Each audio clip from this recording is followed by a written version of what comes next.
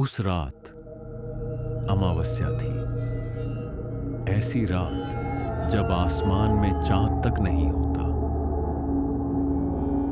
और गांवों में लोग दरवाजे बंद करके दिए तक बुझा देते हैं, क्योंकि कहा जाता है अमावस्या की रात रास्ते वही नहीं रहते जो दिन में होते हैं। रात जब बहुत ज्यादा गहरी हो जाती है तो रास्ते दिखाई नहीं देते, सिर्फ फैसले दिखाई देते हैं। और कुछ फैसले इंसान खुद नहीं करता, रास्ता उनसे करवा लेता है। उस रात राघव वर्मा ने भी एक ऐसा ही फैसला किया। राघव एक शहरी लड़का था, शोर, भीड़ और रोशनी में पला बढ़ा हुआ। यह उसकी जिंदगी की पहली नौकरी थी और पहली ही पोस्टिंग एक बेहद छोटे से गांव में। वो उस गांव के डाकघर में पोस्टमास्टर बनकर नियुक्त हुआ था। जैसे ही पोस्टिंग का खत उसे मिला, उसने सामान पैक किया और निकल पड़ा। बस ने उसे रात के ठीक 2 बजे एक सुनसान बस स्टैंड पर उतार दिया।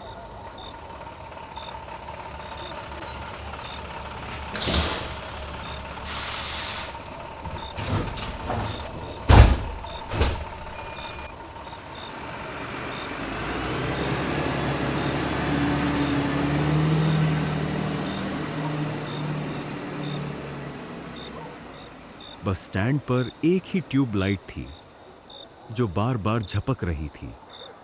न कोई दुकान, न कोई आदमी, सिर्फ अमावस्या का अंधेरा। राघव अकेला खड़ा था। दूर से कुत्तों के भौंकने की आवाज आ रही थी, पर वो भौंकना सामान्य नहीं था। ऐसा लग रहा था जैसे वो कुत्ते किसी चीज से डरकर नहीं, बल्कि किसी को चेतावनी देने के लिए भौंक रहे हों।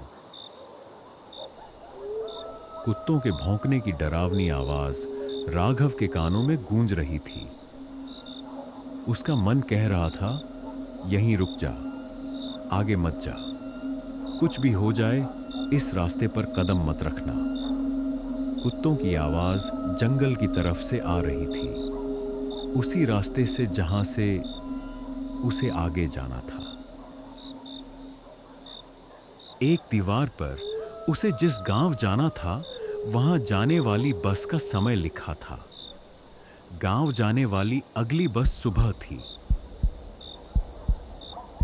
राघव का दिल तेज धड़कने लगा।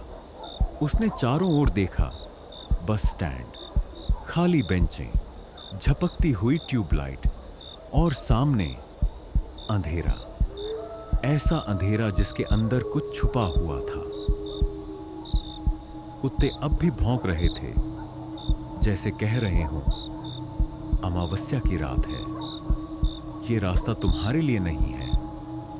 राघव ने एक पल के लिए सोचा, यहीं रुक जाऊं, सुबह का इंतजार करूं, पर फिर उसने सिर झटक दिया। डर सिर्फ दिमाग में होता है, उसने खुद से कहा। उसने बैग संभाला और कुत्तों की चेतावनी को अनसुना कर अंधेरे रास्ते की तरफ कदम बढ़ा दिया।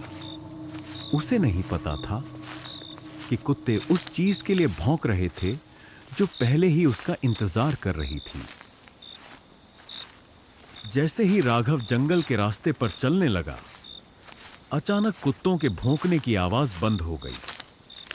राघव को वो बात अजीब लगी, लेकिन वो आगे चलता रहा। रास्ता इतना शांत था कि उसके जूतों की आवाज उसे खुद डराने लगी। हर कुछ कदमों पर उसे लगने लगा जैसे कोई पीछे चल रहा हो। वो मुड़कर देखता, पर वहां सिर्फ अंधेरा होता।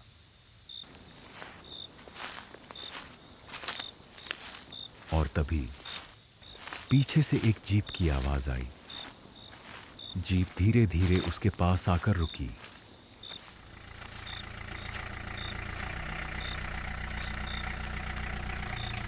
ड्राइविंग सीट पर बैठा आदमी सिर पर मोटा कपड़ा लपेटे हुए था।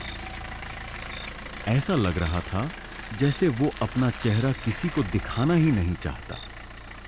उसने बहुत शांत आवाज में कहा, हमारे साथ चलो, हम तुम्हें मंजिल तक पहुंचा देंगे। राघव ने जीप के अंदर झांका। पीछे बैठे लोग एकदम स्थिर थे, न कोई हलचल, न कोई पलक झपकना, जैसे वो लोग जिंदा नहीं, रुके हुए हों। तभी जीप के शीशे पर एक हाथ उभरा। वो हाथ सफेद नहीं था, पीला था, सड़ा हुआ। उंगलियां अजीब ढंग से मुड़ी हुई थीं। हाथ ने इशारा किया, आओ। राघव के अंदर कुछ जोर से बोला, मत बैठो। लेकिन अमावस्या की रात में अक्सर फैसले दिमाग नहीं करता, शरीर कर लेता है। राघव एक पल के लिए हिचकिचाया, फिर जीप के लोहे के दरवाजे को पकड़ा।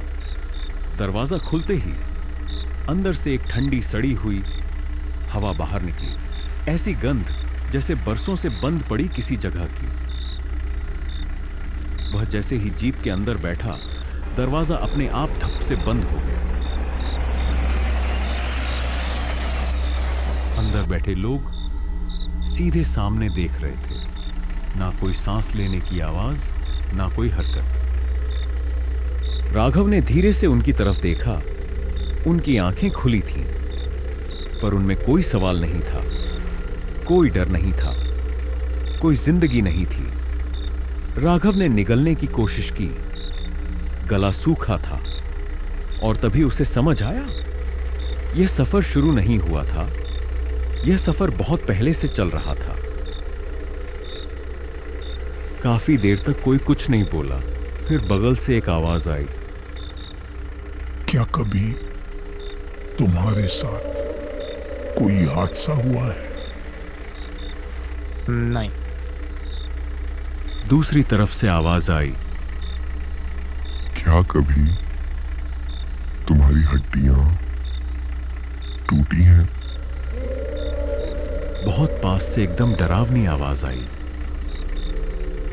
क्या कभी दर्द से तड़प तड़प कर मौत मांगी है? राघव का गला सूख गया। उसने पूछा, नहीं, मेरे साथ ऐसा कुछ नहीं हुआ। आप लोग ऐसे सवाल क्यों पूछ रहे? सारे लोग एक साथ बोले, क्योंकि ये सब हमारे साथ हुआ है 20 साल पहले। ड्राइवर ने धीरे धीरे मफलर हटाया। चेहरा था ही नहीं, सिर्फ हड्डियां, आंखों की जगह अंधेरा। ड्राइवर बोला, इसी जीप में, इसी रास्ते पर हम खाई में गिर गए थे। हड्डियां टूटी थीं, शरीर मुड़ गया था और दर्द बहुत देर तक जिंदा रहा था। राघव समझ चुका था, लेकिन समझ आना बच जाना नहीं होता। जीप अचानक बहुत तेज हो गई। सामने वही मोड़, वही खाई, और इस बार भी जीप नहीं रुकी।